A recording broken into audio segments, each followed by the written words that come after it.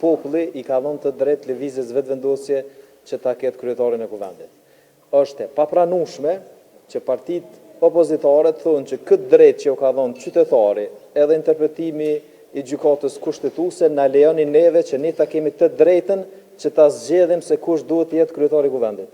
Mendoj që ky është boshti i problemit edhe rrugë zgjidhja që duhet më dalë. Në rast se kryetari i kuvendit këtë drejtë ja ka delegu qytetari, populli i Kosovës, edhe njëkohësisht ka dhe interpretim të gjykatës kushtetuese se i takon grupit më të madh parlamentar, nuk i takon partive tjera me thonë na jepni këtë drejtë që ka dhënë juve qytetari, edhe interpretimi ose gjykimi i gjykatës kushtetuese që ta përcaktojmë ne.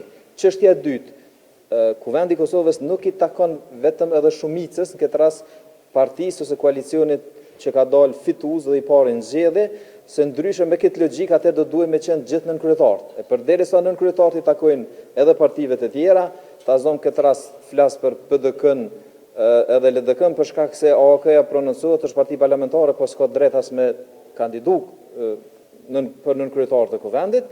Edhe është e rëndësishme çështja tjetër që ta theksojmë edhe një herë se janë deputet të komuniteteve jo shumicë nga të gjitha komunitetet që jetojnë në Kosovë, që po i dhënë për krahje këtij vullneti qytetar që e ka përcaktuar me datën 9 shkurt.